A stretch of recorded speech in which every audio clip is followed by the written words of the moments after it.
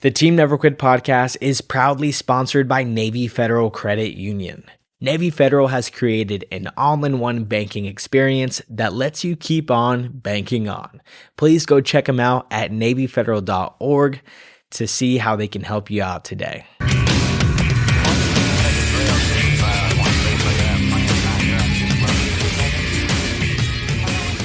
Ladies and gentlemen, welcome back to another episode of the Team Never Quit podcast. As always, thank you guys for listening and watching, and please don't forget to hit that like and subscribe button wherever you get this show. So today, before we get to our very special guest, let's kick it off with our Patreon question of the week. This week, we have got, what was your favorite thing to happen this past week? My gosh. Mine, on Monday, we flew home from Hawaii. Super jet lagged. Tuesday, I flew to DC. And Wednesday, I went to the First Ladies Luncheon, which I just thought that was so cool. My sister-in-law, Leslie, invited me and then flew home. So I've had a long week, but it was fun. Very eventful. How about you? So my most eventful and wonderful, thoughtful thing was meeting for the first time some of my small cousins, 7 and 8 years old, and 2 grandnieces. Congratulations. And we've never taken pictures before until yesterday. Aww. So that was just so special. And they're twins. And I have so many relatives. I have nieces and nephews. It's like about 120-ish nieces and nephews. That's including grandnieces, grandnephews, and great grandnieces and great grandnephews. That's awesome. You know, so yeah. So meeting for the first time, you know, in Houston? the little ones. Well, in Houston, taking a photo with them. I've never taken any photos with them at all. And so that was just awesome. Because when you get the numbers that big, you're going to have some, maybe even 20% that you've never met before. Yeah. You know, aside from social media. So do y'all do a family reunion?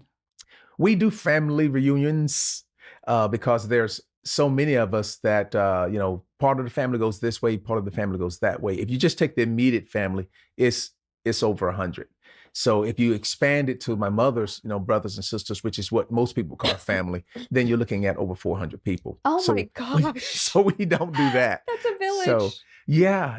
And, you know, me being a, you know, country boy, you know, raised in Louisiana, you know, you're gonna have big families. Yeah. So yeah, so we have family reunions. That is I think those are great. They kind of went away. I remember our grandparents or great grandparents, that was online, and then it kind of went away with this last generation and us. But that's at Thanksgiving, everyone always gets together. Mm-hmm. Right. For the best you can. But like the big ones where everyone comes in. Right. Yeah. Throw them once every 4 or 5 years. My family is like that. Like because I'm from Louisiana too. Oh, and okay. My grandmother and all of her siblings, their kids, grandkids, all of those get together for Thanksgiving every year. It's a huge deal, and we just love it. The cousins all love being able to hang out because it's like the one time a year thing, and sometimes they don't make it every year, so it's neat when we all get together. What's yours? Yeah. Other than work, it wasn't too eventful. I mean, it was one of my good buddies' birthdays this weekend, so I got to celebrate and checked out some new spots. Also, watching that U of H Duke game, Final Four, that was insane. Congratulations. Yeah, Cougars, good job. That probably is that's a good one. That's mine too. This week. Yeah. We're just kind of getting into it. That was so good. That was. So congratulations. And it couldn't have ended in a better way. How about that? Last minute and 30 seconds roughly. Yeah, they were down up by 7. I mean, but Duke was up by 7. Up by 7, right? You know. Well, they pulled that off. Such a fantastic game. It's crazy because when you get down to those 2-minute marks, you think, oh, the game's over. But how many of those games, especially as long as we've been around, you've seen it. Yeah. It all turns around in the last 2. Yeah, and the Duke was still leading with 19 seconds left. Mm-hmm. They were still leading. Yeah, that was a good one, especially being in Houston. The entire crowd, all the bars were absolutely eating it up. It was a good time. Surprised you didn't go. I mean, well, I had a birthday. Oh, yeah. That's a good question. All right. We're going to get into this with you, man. All right. Thank you for being here. Welcome to Valhalla and Team Never Quit podcast. Thank you for having me. Tell me a little bit about yourself. Where'd you come from?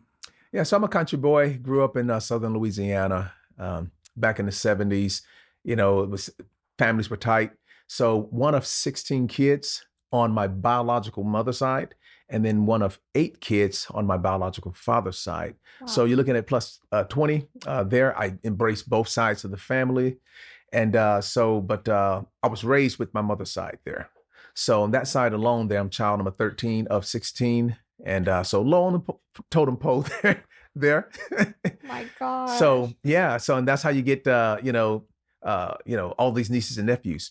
And the thing there is when you have nieces and nephews, if they divorce, let's say after 10, 15 years, if they divorce, they have divorced from each other, but you have inherited a nephew, let's say, okay, if he's married into the family, and that nephew doesn't go away. Mm-hmm. He doesn't stop calling you Uncle Vann.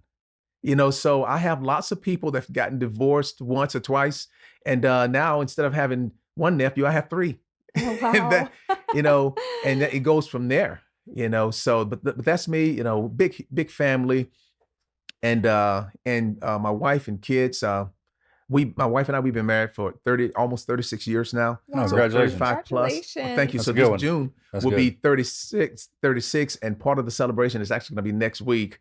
We're going to do our first tandem jump, at Fort Bragg. So Who's we? Rita and myself. You're taking her. Is this first one for her? First one for her. Now she's prior Army, so she's not green. Oh, okay, that's different. So so this is with the Golden Knights. So she, Oh. So we'll be with the Golden Knights, Fayetteville, North Carolina, on the 15th here coming up, and we're gonna do it. How She cool. turned 60, so for her 60th birthday, in honor of that, and 36 years of marriage, that's what we're gonna do. How old are you? I'm 55. You do So she's a not little- look Yeah, you carry well. Good 55 job. at all. Well, thank you. Yeah. So Holy. So, yeah. I mean, good job, really. Yeah. I got some cinema out on me, bro. So I would good have job. never guessed that. Oh yeah, so our boys are up there. They're all veterans. Van Jr., he's a former Marine. He's No such thing, right? 20. Right. Don't let him hear you Once say a that. Marine, Yeah. once a Marine, always a Marine. So he's 29. Luke, Army type. He's active duty still. So he got his commission a couple of years back. He should be Oh, picking good up- for you, man. Yeah, he should be picking up major here next year. It could be this year or next year. He's going to be picking up major here. And then Adam, the eldest, he's 36. So, and he's in Tampa. So, and he's Air Force. So, but You got him across the board. yeah. Oh you yeah. got So, the- and then I'm the only Navy thing in the house. So you have everyone in the family and everyone in the family. yeah. Right. That's So what are the That's That's big. pretty good job right there. yeah. And when you add my grands there, I got 2 grandkids there, 14 and 13. So yeah, we have our own little family going on there, So That's amazing. Good for you. So- That is an all-American family. Yeah. yes.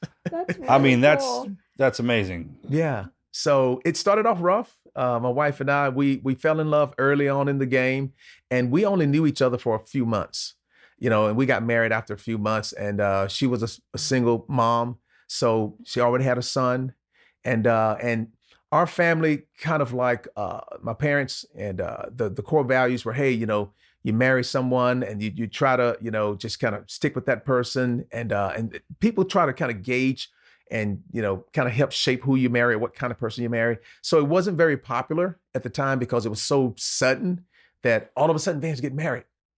He's only known this lady for a couple of months, and she has a child, but we did it, and 36 years later, here we are, I love that. So Had some people around us that kind of balk at that. Like, Uh-huh. hey, Yeah. maybe some more time. Yeah. Oh my goodness. Yeah. They wanted me to do the typical wait 2, 3, 4 years, get engaged. I don't think we had an engagement. We just, dated, and made up our mind, and we'd done it.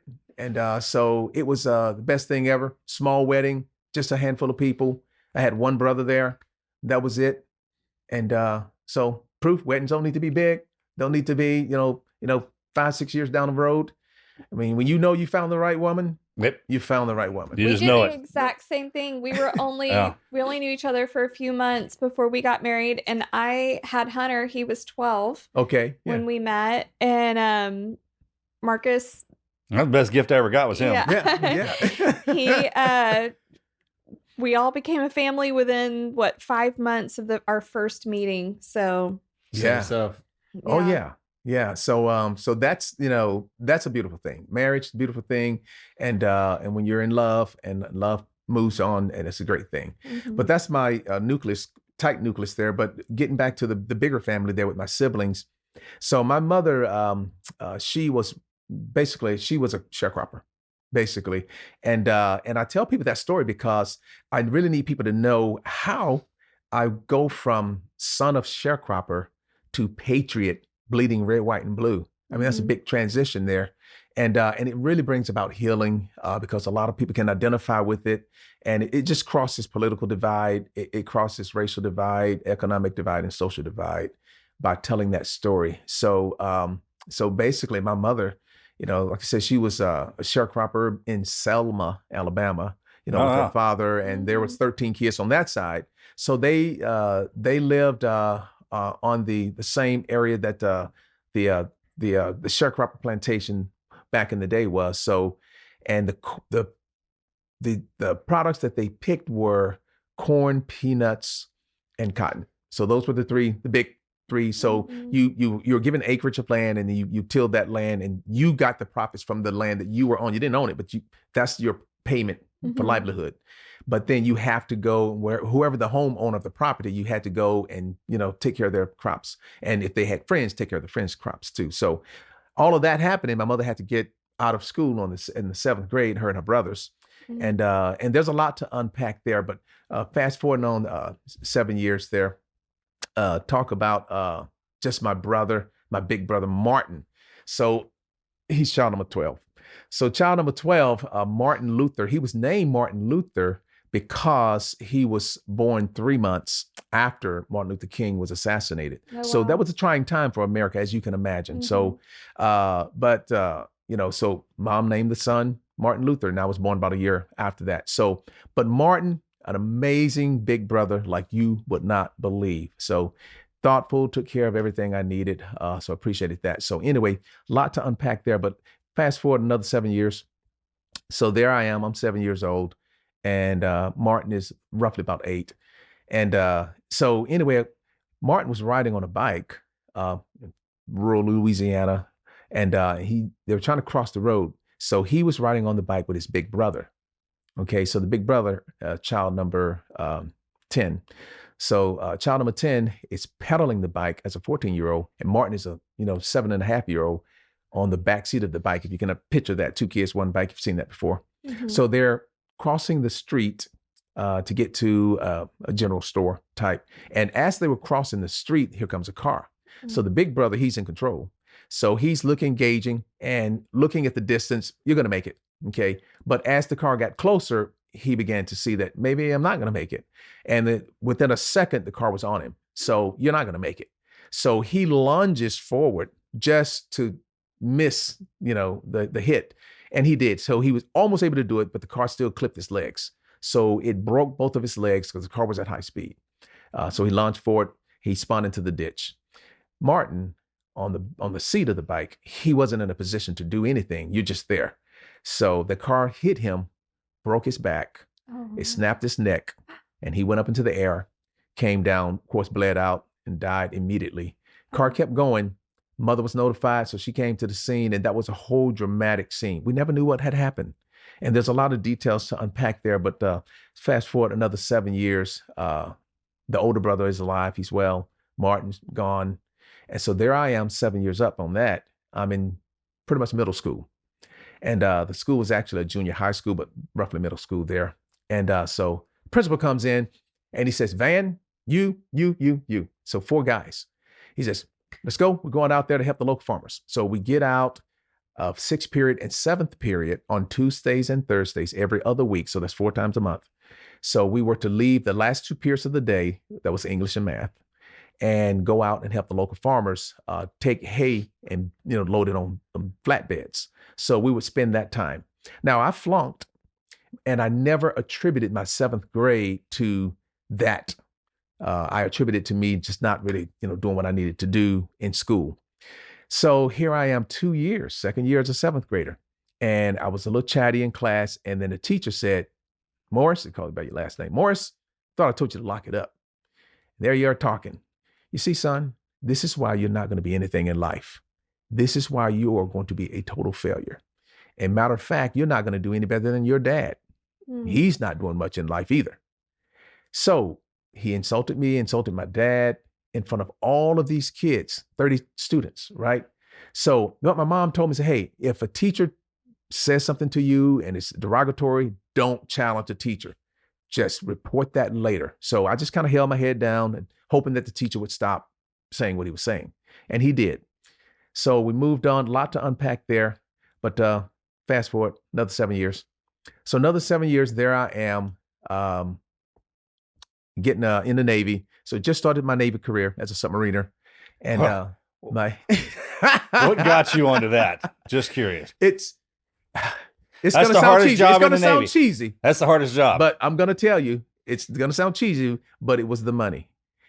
It wasn't a lot of money today, but to me, guy with no money, I was trying to get every bit of money I could receive to take care of. I had just gotten married. So me getting married, me joining the Navy, all of that happened at one time. So same month. Oh, really? I joined the Navy, because when I joined the Navy, I didn't have a preference. Navy, Army, Air Force, Marine Corps, it didn't matter to me. So I was at the unemployment office, and I wasn't a patriot. I was unemployed. And I noticed, though, at the unemployment lines that the veterans were getting preferences in California. This was in Oakland, California. The veterans were getting preferences, and I wasn't a veteran, but they were getting the jobs. So I thought about that. So, that's interesting. So I never was able to get a job. Then some guy, I don't know who he is, I don't know where he came from, but he approached me in one of the alleys, and he says, hey, you need to go ahead and join the military. He didn't say join the Navy, join the military. So I went to the local recruiting office, and they had all 4 recruiting stations in line just as they were born: Army, Marines, Navy, Air Force. So they had them there. So I went down the line. Army first. I saw the little sign. It says, be back in 10 minutes. And it showed what 10 minutes were, at 1:10. So I'm like, okay, it's not 1:10, it's 1:20. So they're 10 minutes late. So I waited 10 more minutes and they didn't show up. So, okay, I guess I'm not joining the Army today. So went on to the Marines. And the Marines were there, and they were dressed in their sharp uniform there. And I told them, hey, I want to be an electronic technician. Can you help me with that? Well, sure. But first, what do you think about this uniform here? I said, I think you got a great uniform, but they do. I want to be an electronic technician. And they never got to what I wanted. So I said, thank you for your time. Went on to the Navy, and they had everything I needed. I joined the Navy. And for submarines, they were offering more money. And as you know, the Navy won't put you into submarines. You have to volunteer for that. But a guy with no pedigree, I had no family pedigree. And even though we had all these family members, it was only one person that joined the military of all of these folks that I knew. So I really was the genesis of military experience there. So that's what got me, into the Navy. So there I am in the Navy. And then my sister calls me, child number 4.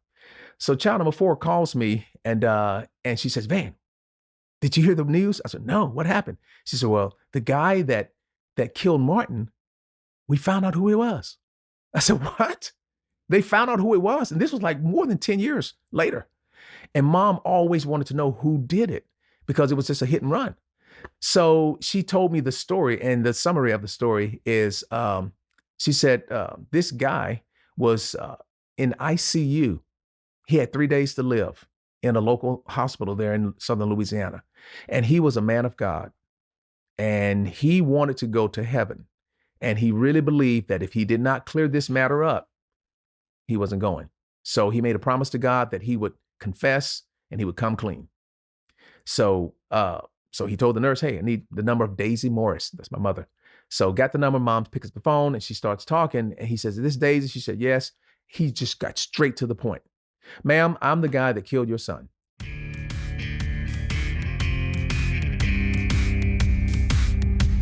Let's be real. If you're listening to this show, there's a good chance that you already believe in standing your ground and defending what matters. That's exactly why we're excited to partner with Armlist.com, America's firearms marketplace. Whether you're looking to buy, sell, or trade, Armlist makes it simple. You can shop locally for face-to-face deals, or you can browse nationwide inventory from over 8,000 licensed dealers. And here's the best part, there's no sale fees, no nonsense, just a low monthly membership and you are locked in. They've even got a We Buy Any Gun tool. If you need quick cash, just list your firearm and get real offers from FFL holders near you. It's fast, it's secure, and very private. And if you're an active duty or a veteran, you can join the Armless Heroes program and lock in a lifetime membership for just $2.99 a month. For a limited time, Armless is extending an exclusive discount just for you guys. Go head on over to armless.com/TNQ and use the coupon code TNQ to get your first month of premium membership for just 99 cents. Join the fight and come get what they want to take right now at armless.com/TNQ.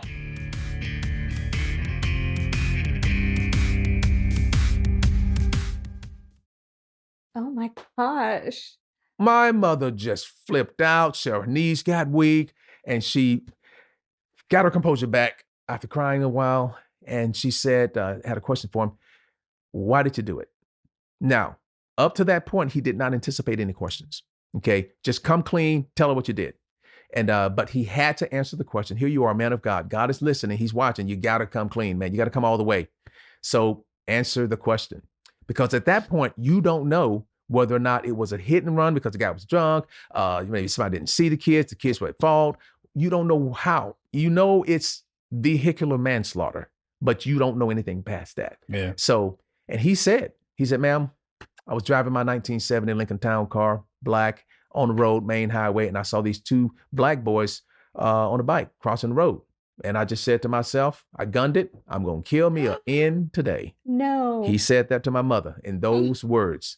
Now, even if you take the N word out, you take the whole dramatic out, just the fact that you ran over somebody's kid, whether you unintentionally did it or not, it's manslaughter, vehicular manslaughter. So my mother heard that and she went down again. She went down again. But then she got back up. She got back up and had one more question for him. And this is the final question. She said, do you mind if I pray for you? And he said, yes, please pray for me. So she began to pray for him, knowing that he was in the ICU, knowing that he was a man of God, knowing that he didn't call her because he wanted her to be released of this. He did it for selfish reasons. He did it because he wanted to save his hide from hell. He wanted to go to heaven. So it was a selfish reason why you came clean. And oh, by the way, you did it when you can't be incarcerated because you have 3 days to live. Totally selfish. She prayed a prayer of love, compassion, and strength like you would not believe. She was this man's advocate for entry into heaven. She prayed to God, God, this is your son. I want to see him in glory land one day when I die. He cried. She cried. And people ask me, say, do you think he made it to heaven? Absolutely. Absolutely. How can you say that? What he did, he was selfish.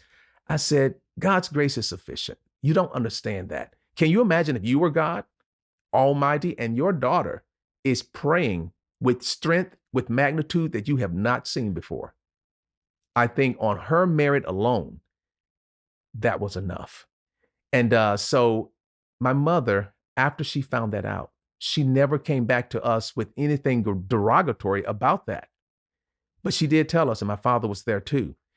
And they both agreed, do not take one man's actions and attribute that to an entire ethnicity, whether it's white, black, or whatever. When a person does something, they have done something. Don't attribute that.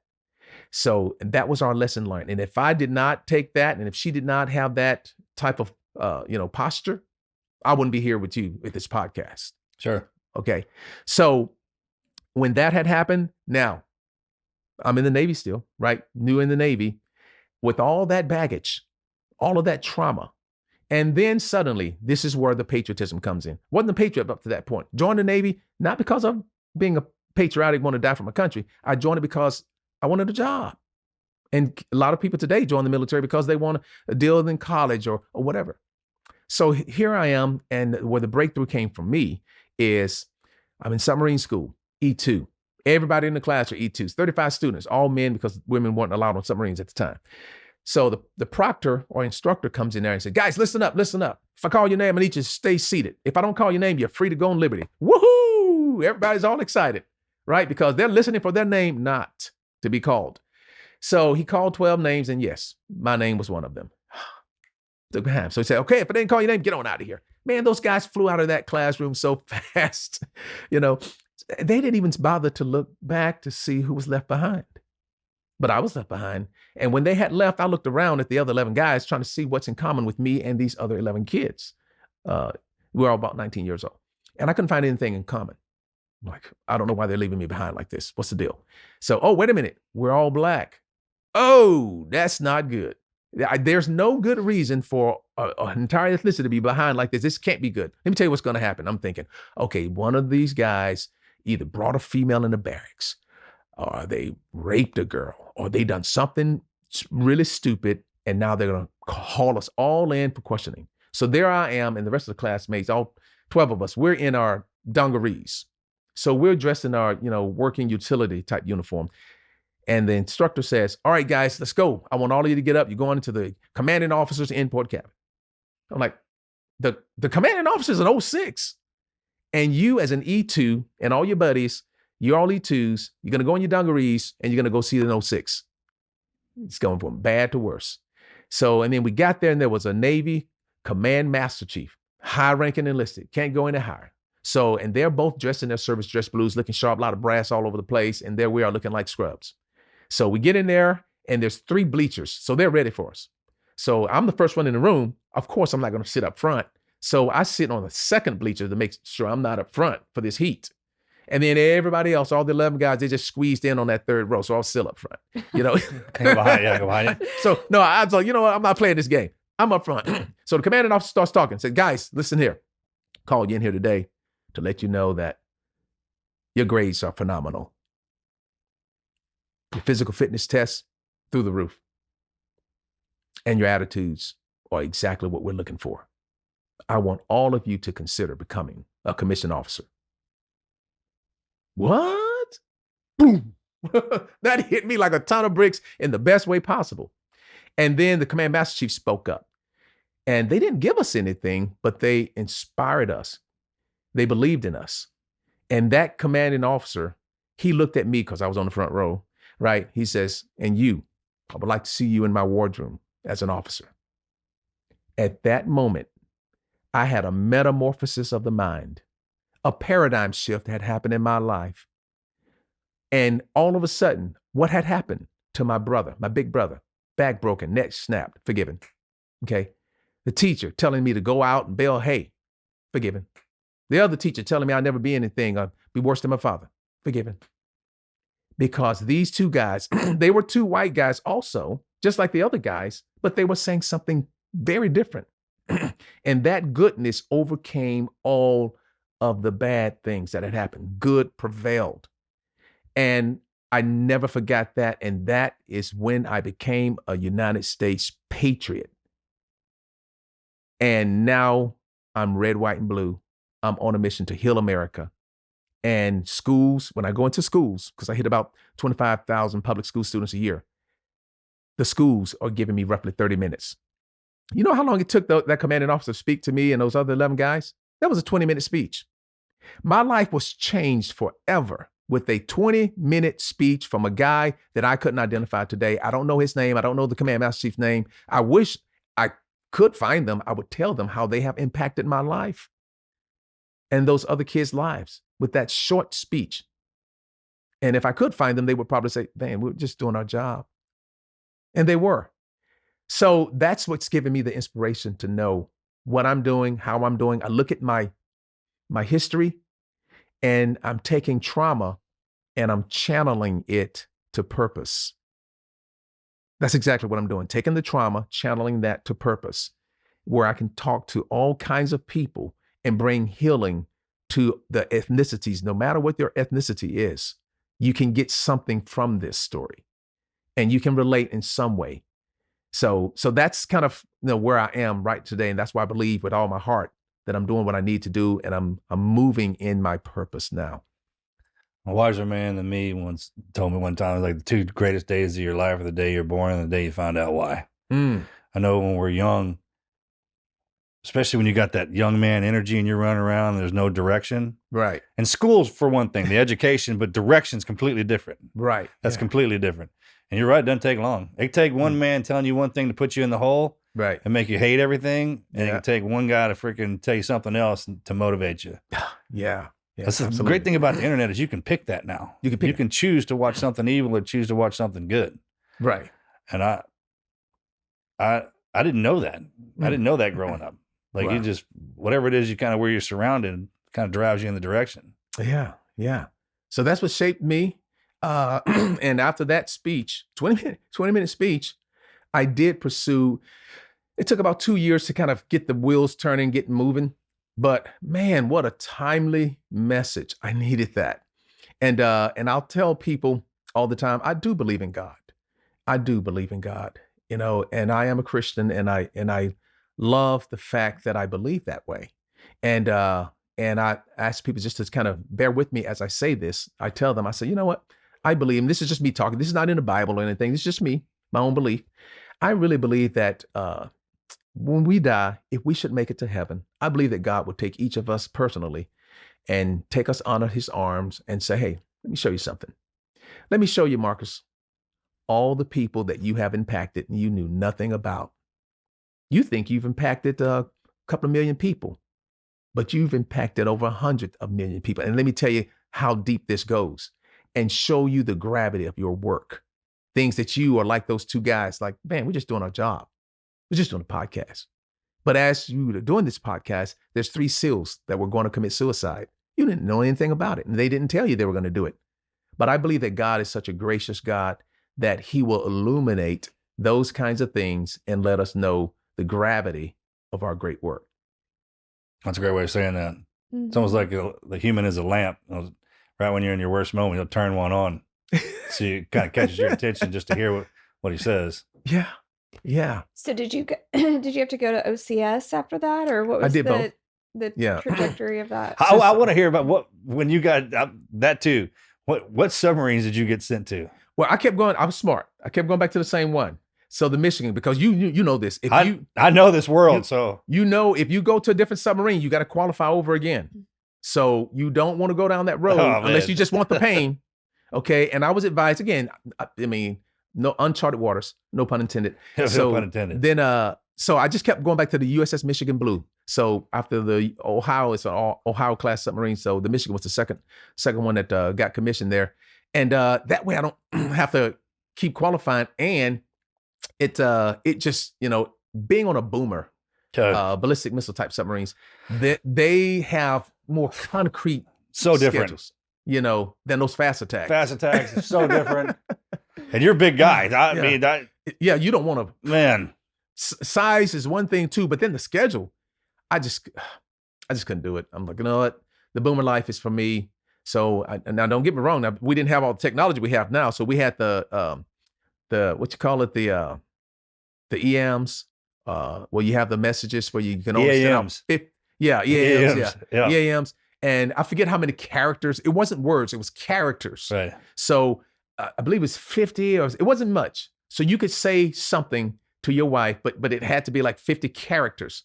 So I love you. That's ILOVE. Love. That's 5. There's a space between I and love. That's 6. They counted spaces. So you had to really be crafty and creative in how you send a message. So don't spend your time putting in conjunctions and you don't need to say and. So yeah. But growing up on the submarines up in Bangor, Washington, was absolutely amazing. So before I got a commissioning, I was all subs, man, all subs.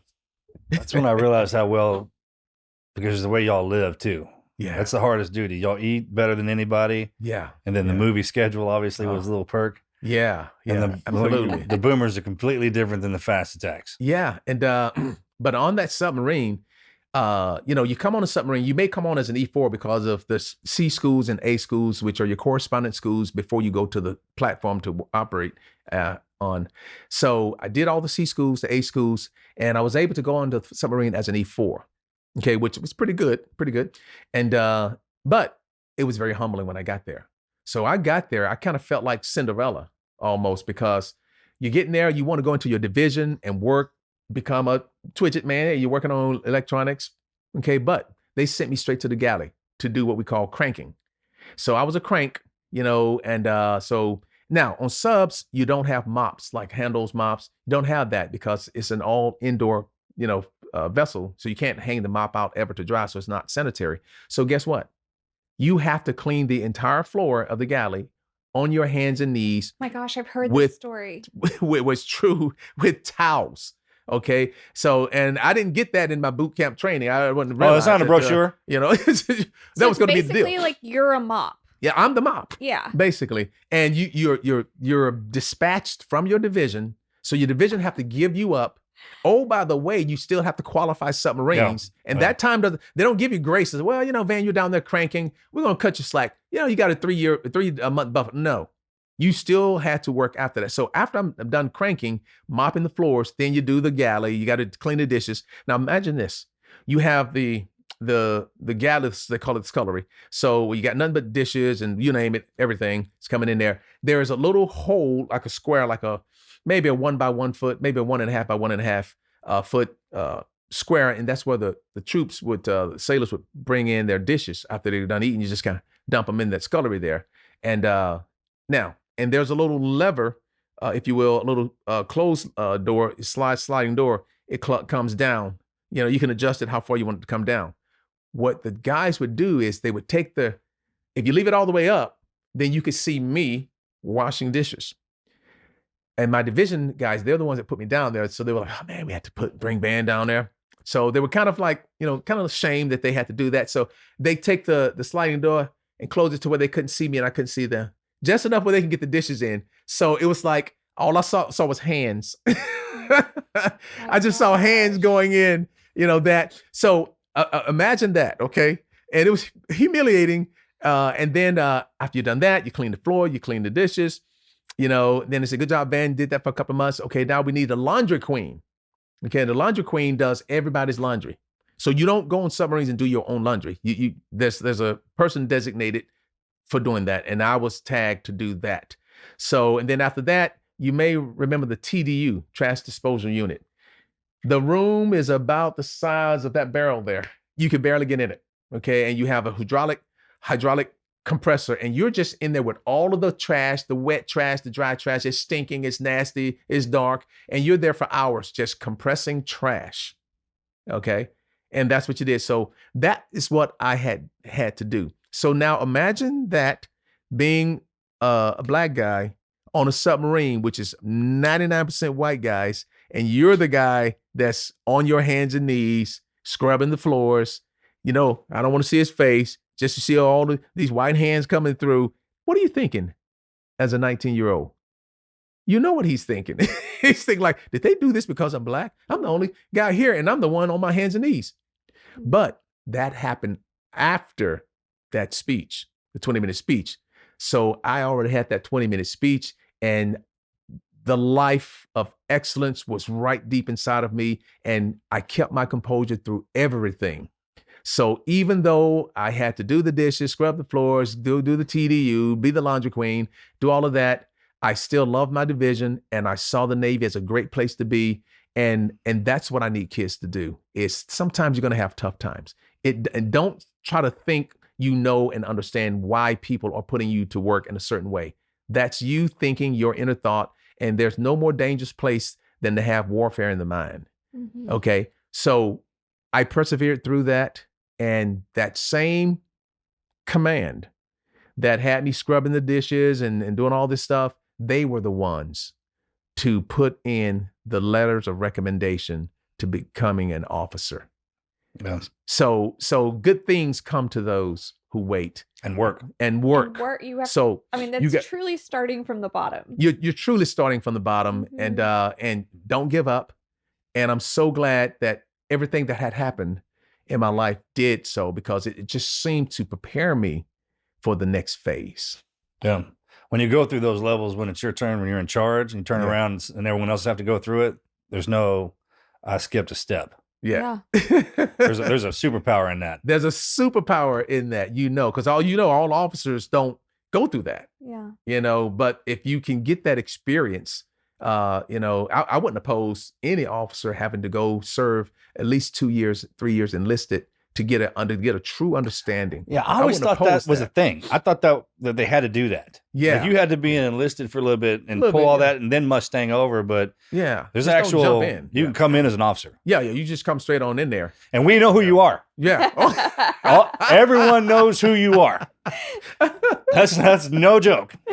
Oh my goodness.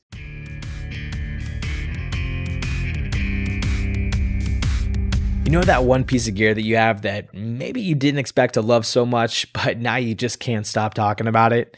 Well, for us, that was Brunt workwear boots. I know Marcus has been living in these ever since they showed up. He's out in the field, mowing the lawn, and just working around the ranch. And every time he's like, dude, these things are legit. No break-in time, no soreness, just solid comfort right out of the box. They feel like sneakers but are built like tanks, and that is rare.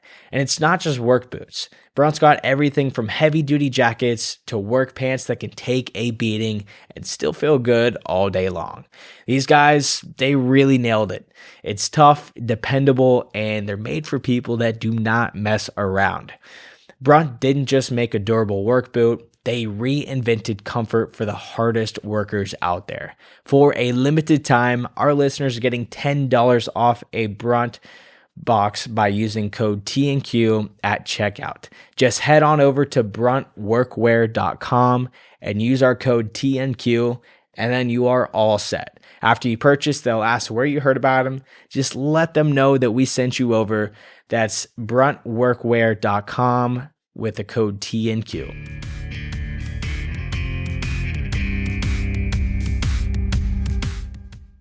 Yeah, that's so true. That's so true. So now looking back, I see that, man, that was the best thing that ever could happen to me. Get that experience on submarines, even though the Navy wouldn't bring me back to subs as an officer. They needed me in the surface warfare community. Oh, is that true? They kicked you over? I cried. Kicked you over?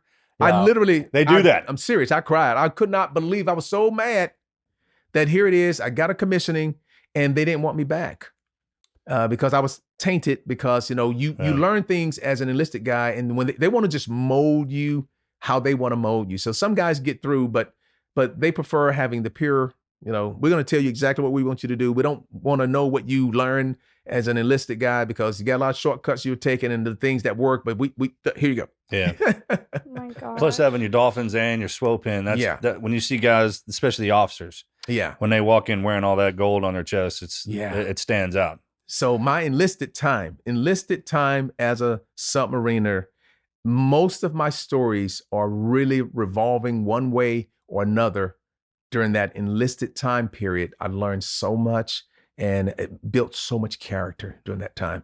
How long was that? What was the time period? For the whole enlisted time, it was if I go from cradle to grave on that one, it's about 7 years total. That's including the OCS/ROTC. Oh, that's your whole package then. So yeah, I couldn't put in an O package. I could put in a ROTC package. Yeah. So, and once I proved myself to be, hey, I can learn, I can be taught. Then once that happened, then I was able to convert over to OCS. So I did both ROTC and officer candidate school. So I did them both, That's cool. One after the other, so. How was that? Did you enjoy that? So what you mean for OCS? Yeah. So for OCS, basically I did just 1 year of ROTC and I put in a hardship package. So I had to put in a package for it, got turned down for the package. And then my advisor said, put it in again. And I put it in again. I justified the things that they wanted me to justify. And then I got picked up. So the last 3 years were OCS, but the first year was ROTC. But so, because I was married with 2.5 kids, Vann was on the way, Vann Jr. was on the way. So it was a tough moment for us. We were still living, paycheck to paycheck. I mean, my family, a lot of them learned yesterday. They see me now and they say, oh, Vann is successful. He's doing great things. But whoa. Let's go back a little. When I was younger and going to college, oh, by the way, when I went to college, I was married. I had 2 kids and one was on the way. And we still was able to get an education. So I want to really knock down a lot of excuses that people are making. You can't do this, you can't do that. You can do whatever you want to do if you put your mind to it. Sure. Mhm. Okay. So my wife and I, we went to college together with 2 kids and one on the way, and we both graduated with our undergraduate degrees, and we went on to higher education from there. And we were living paycheck to paycheck, and that still wasn't enough. I needed, I think they call it WICS at the time, where you get milk, bread, and some other food. So I qualified for WICS as an officer candidate. Wow. So it was tough times back then, but you persevere, you don't give up. So yeah, and people can relate to that, even before I got to ROTC, remember, because you come from the submarine, they're giving you recommendation letters. Do you remember a program called Boost? Of course. Okay. Well, my best friend went through it. So Boost, it's an acronym, BOOST, which stands for Broaden Opportunity for Officer Selection and Training. So there I am in Boost. It's a And we got an one-year acronym course. for everything. We got an acronym for everything. So Boost is a 1-year school, and it takes you from an enlisted guy, and it really brings you from academics excellence. So you go from 1 + 1 is 2, 2 + 2 is 4, and the next thing you know, you're doing, in a year, you're doing basic trigonometry. Yeah. Okay. And then the other subjects, English and whatnot, they're all like that. So it's really a college prep school to make sure that's exactly what it is. that the Navy is preparing you correctly for the money they're going to invest in you once you get to ROTC. So there I am, I'm going through Boost, knocking it out. Grades are high, became the XO of one of the companies, leading the troops. And when you're calling cadence in a formation, it's harder for you because you're calling cadence, you're breathing out a lot, yelling, when everyone else is just concentrating on just saving their oxygen for. So I'm leading as an XO, and we get 2/3 away from being done with that 1 year. After the year, you graduate Boost, and then you go to a college. Any college in the country you wanted to go to, the Navy was going to pay for it. How You about just that? tell them what college. How about that? But you have to meet the requirements. Okay, so we're 2/3 through. One of the requirements was the SAT. Makes sense. So there I took the SAT, scored well, scored high enough on the SAT to get in the school that I wanted to get into, which was the University of Memphis. So I was excited about that, but it wasn't high enough for the Navy's criteria. So the Navy had a threshold that was a little bit higher than some of these colleges. And it was just their threshold, their matrix. They wanted the English score and the math score to be balanced a certain way. And it was just a little bit higher than the university. And so my score was higher than what the university required, but slightly lower than what the Navy required. So basically, you're not going to go to college. You're going to go back to the fleet as an E5. I was an E5 at the You time. only had one chance to take it? So I had one chance, and then I found out that you could take it again. So I took it again, and I took it 4 times, marginally better, but still not enough to meet the Navy requirements. So what are they going to do with you? So it was 12 of us. Okay, so we different schools. I'm companies. I'm Charlie company. There was a Bravo and Alpha company, get personnel. So it was 12 of us that didn't get what the Navy needed for its score for the SAT. So what they're going to do with you is they're going to let you be a part of the 300 graduating class, 300 people graduating. You're going to graduate. You're going to be in uniform, all of that, and you're going to march up, and you're going to get a diploma, but yours is not going to have the diploma inside of the casing. So, but it's going to look like you're getting, a diploma, but you're not. So you're just going through the motions. Let your wife know that you're not going on to becoming an officer. You're going to go back to the fleet. Okay. So there it is, 300 of us, 1,500 spectators, family members, news stations were there. It was in San Diego. So you had, oh my God, 3 news stations were there. So there I am, sad. My wife is sad, but we're going through the motions. And so then the guest speaker spoke. It was a 3-star admiral, Admiral Kahuni. So he was the chief of naval education and training at the time. So he was the keynote speaker at this big class graduating. He spoke, and I was, in my mind, I was saying to myself, I had that great speech by these 2, high-ranking officials earlier in my career that gave me the paradigm shift. And I've done everything according to what they were saying to do. I'm down there scrubbing floors. I'm, doing the dishes, and I'm trying not to cry here, so yeah, bear with me. So I'm doing everything, and I was like, okay, I'm not going to make it. I'm not going to make it. So I said to myself, I followed the rules. I did everything that I was supposed to do. And now the Navy's going to send me back to the fleet. I'm a patriot at this point because I told you I've changed. So now, what is this? So the admiral spoke.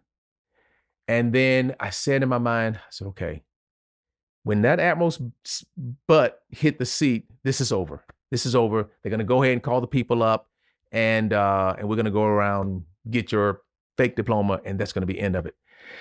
So the admiral, I watched him, did a good speech, and he went to sit down. The crowd applause, and I'm watching, from front view, I'm watching his butt get ready to hit that seat, and in my mind, this is over.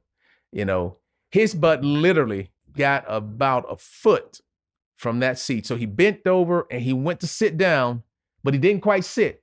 He stood back up. And I was like, He got back up to the microphone. 1,500 people. Class graduating 300. And he got up there and he said, is there a petty officer, Evangelo Morris, out there? Come on. Oh my God. This man did not call my name out in front of 300 students and 1,500 spectators. I remember that classroom teacher that called me out like that, and that was very embarrassing. That was 35. Now you have an admiral, 3 stars, and call me out personally. And all these students, first of all, how does he know my name? Okay. Is there Evangelo Morris out there? I had to stand up because everybody knew.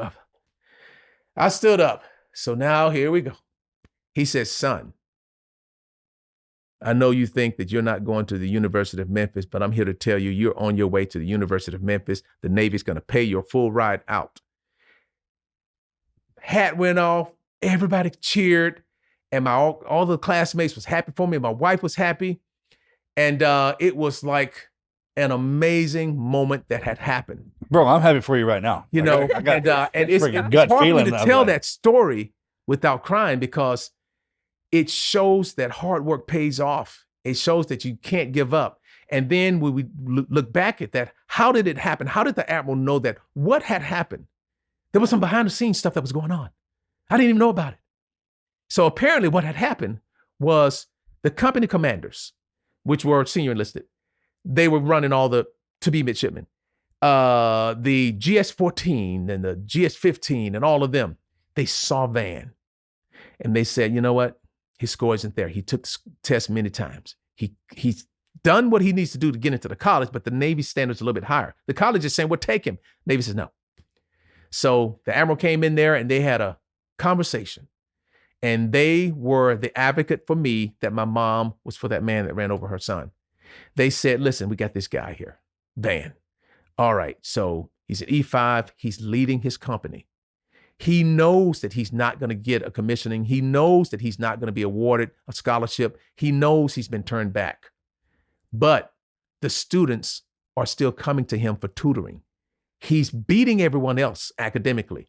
He knows math, but he's tutoring kids that did get the SAT requirement, and they're going to go and get their scholarships. So Vann is still helping these people. Some of them are struggling with physical fitness, and we're not going to let them get a commissioning if they don't get past the physical requirements. Vann is out there on his own personal time helping those guys meet the physical requirement. So here you have a guy knowing that he has no reward at the end of this track, and he's helping all the people that do. They just need to get it's more than the SAT. You got to get the academic scores as well, in English and math and whatnot. So the admiral heard that, and he was like, that's the kind of people we need. So common sense prevailed. So all the hard work that I did, and that's my message to America really, is first you have to think selflessly. And even if the reward is not coming to you, if someone has a chance to succeed and you are in a position to help them for the love of God, help them. And that is what happened. And now it's been revealed to me that the problem really, why I couldn't get past that English, how can I score so well on the test, but I couldn't get past that? It went all the way back to 7th grade. I didn't have the English and the math that I needed to be able to do well on the SAT. The SAT is designed to not see how smart you were as a 12th grader. The SAT will find where you missed something, and it found it. And as a 7th grader, that's where the failure was, and it wasn't my fault. So I went on to the University of Memphis, and I got my my commissioning, and we never looked back from there. It's hard for me to tell that story because it's unbelievable, and waiting for the butt to hit the seat. Yeah, that's your God moment. That half squat. When that 3-star did that half squat. Yeah. Wow. I wish I was there to see that. Man. That's amazing. That's a good one. Yeah, it's hard for me to tell that story there, but the hard work paid off, you know. And when you don't see people looking at you, I didn't know that the company commanders were seeing all that. I just know that, you know, students wasn't cutting it, and like, man, you better pass this test that's coming up. You did good on the SAT. If you don't pass this test, you are not going to get your commissioning. Yeah. So I had several students like that, and I really wanted to help them as their XO, help them. And they were so happy for me because they knew that I was helping them, and they wanted to see the best thing happen. A lot of times when we're in a dark spot, we're in our own bubble and we don't think anybody else is seeing the work we put in. Yeah. But that's when they're looking at you. Mm-hmm. That's when they're looking at you. Is when you get encapsulated like that, you think it's like no one's. That's when everyone's looking. Right. Yeah. And if they don't tell you that, you won't ever know. You'll never know, you know? So, and we wouldn't be sitting here today. You wouldn't have me here if these things had not happened in my life. So really going to simple things like, can you tutor a guy that needs help? No one's going to give you any money for it. And nobody's probably going to know you did it. But it's an hour of your time. You think you can help Timmy? God knows. That's when you get those rewards. That's amazing. Yeah, man. I love that. And then where'd you go after they pulled you off after Banger? After Banger, so after Banger, that's when I went straight into Boost. No, I meant for your boat. Did you go to San Diego? Where'd they station you? Well, I kept going back to, if I was on a submarine, it was all going back to Puget Sound, up Banger. Yeah. It was always, so I kept on the same boat, and that way I kept my family up there. It's pretty up there. It's very beautiful up there. So we kept going back there just to keep the family together, you know, so keep it as easy as possible. No, don't get me wrong. Once we went to surface warfare, oh man, you're talking about 45 countries. Yeah. It was like, I have one son, Luke, the one in the middle of the Army type. He went to 4 high schools. My gosh. 4 different high schools in various states. So and all your sons are brats, right? You didn't. Say again? They're all brats. All your sons. Well, just Luke. Luke is commissioned. The rest of them were enlisted. The other 2 were enlisted. Well, but you were in the whole time is what I'm asking, because they call them Army brats. If you're in the service the whole time, or were you a civilian? Yeah. They were technically, because you could throw Adam in there. He's the eldest because I'm married. When I got married, he was 6 months, so technically, he was just infant pretty much.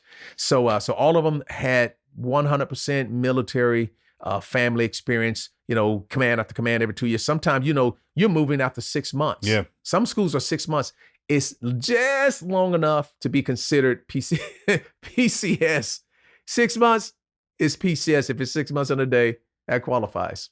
Yeah, good job on all them signing up, though. That's amazing. Oh, and I didn't pressure them. I didn't even recommend.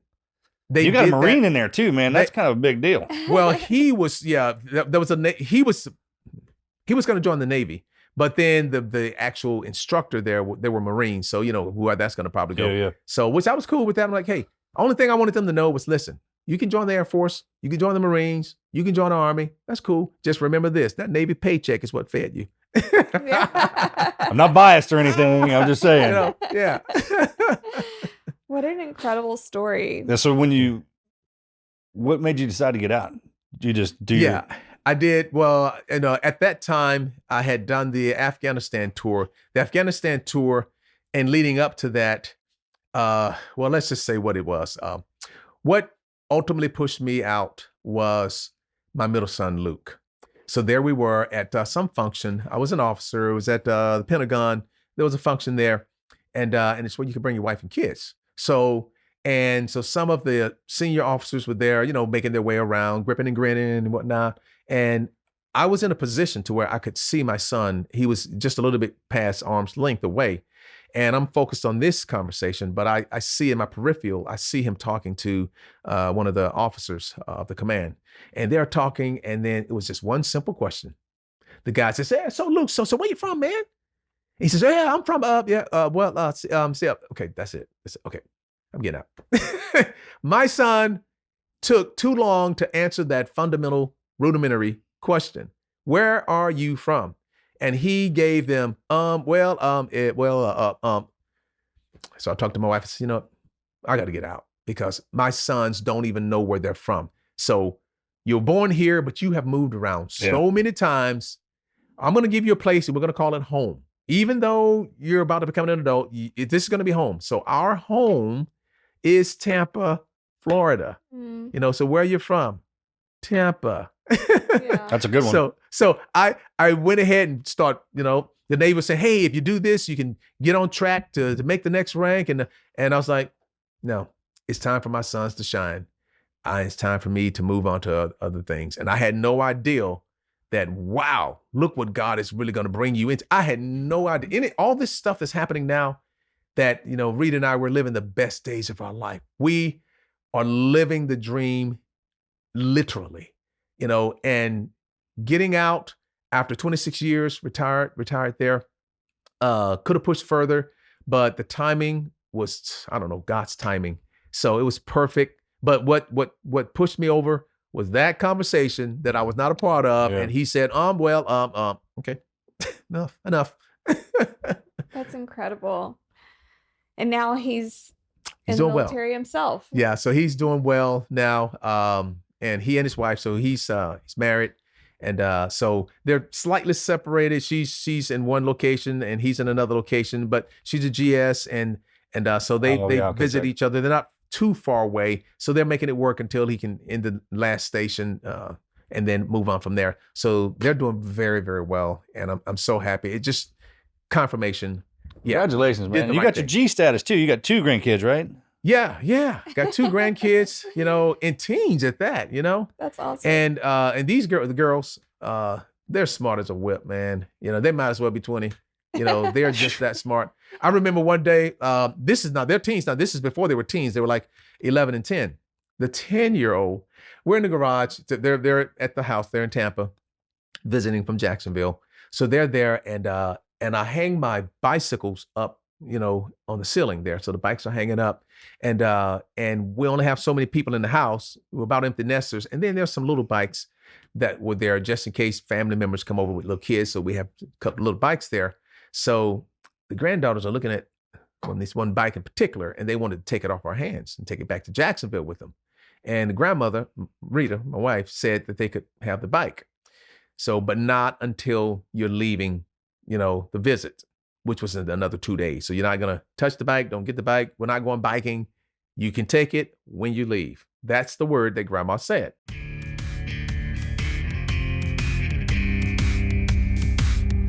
PXG is known for making some of the best clubs in the game, but I've got to tell you, their apparel is just as impressive. I've been wearing pieces from the spring collection of this year, and honestly, I love this stuff. The fit is clean, the fabric is super breathable, which is definitely a must for people who are playing these hot Texas summer rounds, and it just feels like it was made for somebody that actually gets out there and plays. But what really stood out to me was how versatile it is. There's been multiple times where I have to wear the same polo going from the tea time straight into dinner or getting food. And there's no need to change. You are always looking sharp and you can just feel the quality in every single piece that they offer. This new collection has the vintage Americana vibe, but reimagined with a performance in mind.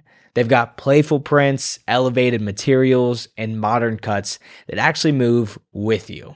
It's stylish without trying too hard, and it's definitely turning some heads out there.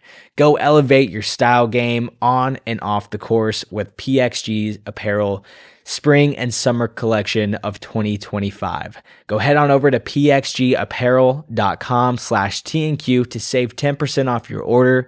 That is pxgapparel.com/TNQ to save 10%. That's pxg.com/TNQ.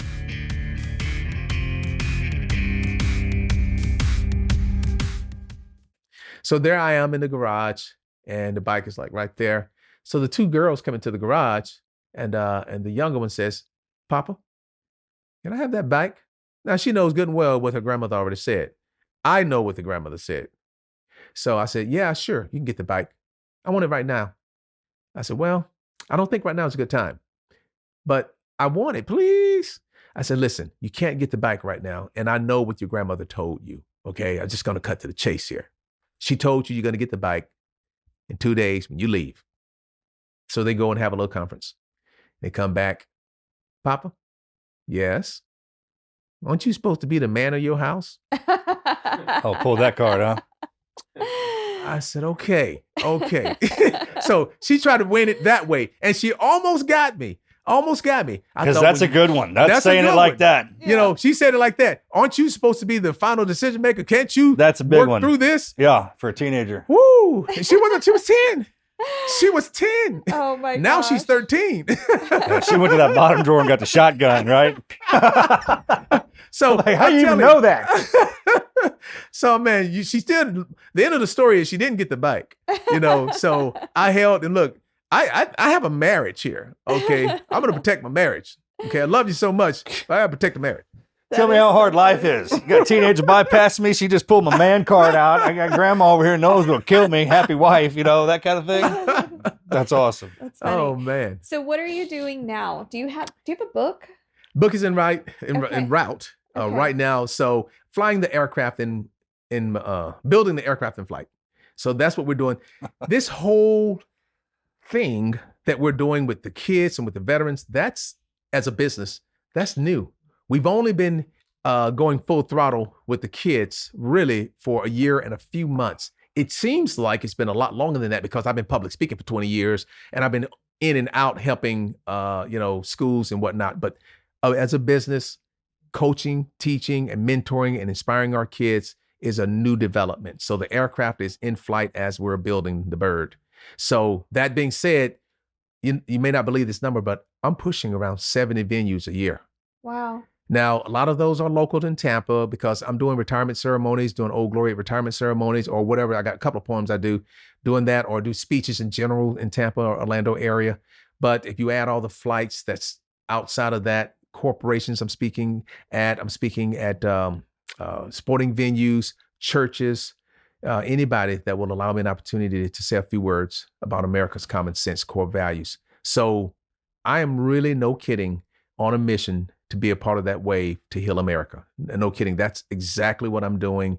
And I'm doing it in a way that's palatable and digestible because I see America, and this is not meant, I'm not saying this in a derogatory way, but in an endearing way. America's kind of like a 2-year-old toddler. Mm-hmm. You know, you have to present things to a toddler food-wise that's palatable Mm-hmm. and digestible. The food can't just be good for the kid. The food has to be palatable. And if it's not palatable, you're going to have an issue with that kid, right? Mm-hmm. So in America, when we're talking about being the best version of yourself, embracing your talents, embracing your dreams, taking the best path to your best future, even on your worst days, when you're talking to them in that manner, you really have to make it palatable. And it requires me to be humble because the beast inside of me wants to just say, look, here's the truth. Let me just let you have it. Right. There you go. But I know that I can't win that way. So I have to take what they're giving me, take what the people are giving you. And it's working, so I'm allowed to go into schools, not every school, but schools are allowing me to come in, everything from pre-K all the way up through college. So California, I've spoken to well over 1,000 pre-K students in California, most of them Southern Cal. And but it goes all the way up through college. The last college was the Naval Academy. That was about a month and a half ago. Speaking to the midshipmen. So that's really what I'm doing, but make it palatable and make it digestible too. So are you doing poems on stage? Yes. So I'll do, the main poem is Old Glory, but I've written others since then because people were requesting different poems. One was the 21 Gun Salute. There was a group up there in North Carolina said, hey, we want the 21 Gun Salute poem. And I didn't have the heart to tell them we don't have a poem called 21 Gun Salute. So I looked online to see if I could find one that was written. Couldn't find one. I was like, well, Vann, you're supposed to be a poet. Get to writing. So I wrote the poem, and the first time I delivered it was at the Seal Legacy Foundation's fundraiser that they had there. But yeah, so I'm on stage with poems, and they used to be just things that I just read, but now it's fully theatrical. Yeah. music, videos, recitals. And so my intention was never to recite a poem. It was always to read.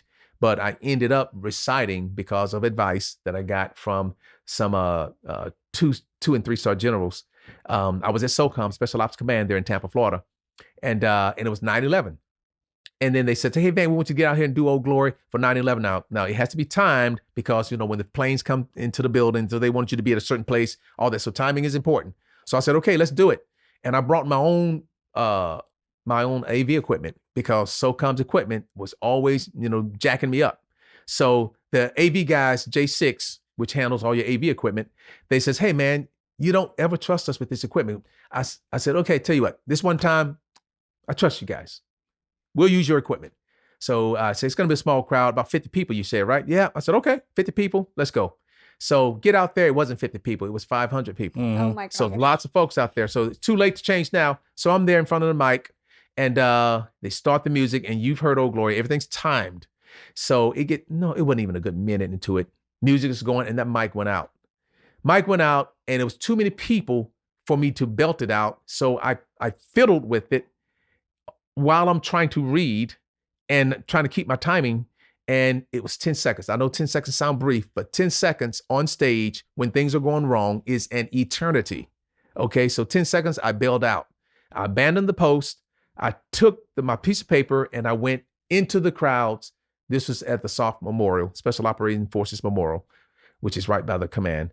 And I went out into the crowd. And I just started reading that poem, just going out into the crowd. After that, I was pissed because J6 had failed me. I knew I shouldn't have listened to you guys. But two generals came up to me. They both were Air Force types. And they said, Vann, you need to stay from behind that podium with this poem, man. You're so much more impacting. So therefore, I had to commit Old Glory to memory. That poem is 800 words long. Oh my God. Most of my poems are 250 to 300 words, but that one is 800 words. So that's how it became what it is now. I'm out front doing recitals. And when I do keynote speeches at corporations or wherever, I don't get behind the podium except for optics. If you got your logo back there, I get behind it, so you can get the pictures and quick video. But if I'm speaking for an hour, I'm not behind the podium. And we're going to have a couple of poems inside of that. So that's what makes me unique as a keynote speaker. The last speech was just a couple of weeks ago at Salt Lake City there at the American Fence Association, 5,000 people out there, fence companies from all over the country and about 11 other countries too. And they wanted me to be their keynote speaker to kick off that entire convention. So cool. And when I did that, part of the blessing was he's not just going to get up and speak and inspire us. He's going to throw in a couple of poems too. So give them Old Glory at the end, give them The Fight Continues. So it's really keep them on their feet, kind of going, making things a dialogue. So my style as a public speaker, my style as a keynote speaker is dynamic, and I encourage dialogue. So I want to hear from the people. And so that's kind of, my posture when I get out and speak. And that's how I kind of separate myself from most of the pack there. And I get it. Most people don't want to Scared to death. have a dialogue. Yeah, they're scared to death of that. But you know what I tell them? I say, I want you guys to listen. So that crowd there was 1,000 people. So that was in attendance. And I said, okay, we got 1,000 people in here, right? And I said, Ed, all of you have experience in life experience, work experience, what have you. So, and you're about my age, roughly, a little younger, a little older maybe. So I have 35 years of experience, life in general, working, you name it. And most of you probably have that and more, some of you. But let's water it down to 20 years. Everybody has 20 years of experience. If we all have 20 years of experience and there's 1,000 people in here, that's 20,000 years of experience sitting right there. I got 35 years, but I'm talking to 20,000 years of experience. So I'm shaping their minds, letting them know this is why it's important for you to interact with me during my speech. I know what I'm going to say, and I know when I'm hitting the main lessons to get out of this, and your questions are going to drive that. So keep it dynamic. Okay, they asked the question. I was going to cover that in 20 minutes, but since you're there, because your mind is there and you're not going to leave that point, so let's go talk that. So that's how I approach them, letting the crowds know that you have buy-in and what you think matters. And I accept the risk. I know that people can get up and say some crazy things. I accept the risk of that happening because the reward is, if Timmy says something, that's gonna help you more than me, because Timmy is on your level. He knows what's going on in your companies. I don't. How do people find you and follow you? And Yes, the easiest way is the two ways. One is just go to evangelomorris.com, and that will get straight to the website. And from there, it has all the social media. You just click and you can go from there. Or you can just go into Google, put in either Evangelo Morris or put in Vann Morris, and everything will come up. But when you spell Vann, spell it with two N's. If you put in Vann and just put M, it'll start coming up on Google. So that's the site there, evangelomorris.com, or healingamerica.com. So that's the nonprofit that allows us to get into the schools and to veterans organizations. And that's where my heart is. So yeah, I'm going to go to corporations and do all of this stuff, but I need to get to the schools. Yeah. I need to honor the veterans, which is why I wanted to be here in person, because I want to honor the veterans and those that have served. So to do that, it takes money, and we want America to get off the sidelines and help me get to the Gold Star families. Help me get to the veterans that are having, like the Marines, they're having the 250th birthday this year. Okay, so it's the Army and the Navy. So help me get to these platforms that they just don't have the funding. Yeah. well, God bless you, man. We have an incredible story, Yeah, you do. incredible life story. You've accomplished a lot. Well, thank you. Thank you guys so Yeah. much. Thank you for coming.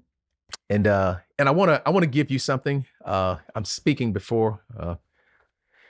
You may already have this, but if you don't, still keep it. If you don't, so right here is an enlisted dolphins. So these are my dolphins. In my career, the dolphins are so near and dear to me, and it's the reason why I'm here today. And so sometimes I'll give out swope pins, but for this here scenario here, because we're brothers and we understand that track, I want you to have this and just keep it. And just remember me, remember this time that we spent together. I will. I actually No. started my quals for my Dolphins, man, but I didn't get a chance to finish it. But Well, this is perfect, man. I appreciate that, man. This is the Team Never Quit podcast. So buckle up, Buttercup.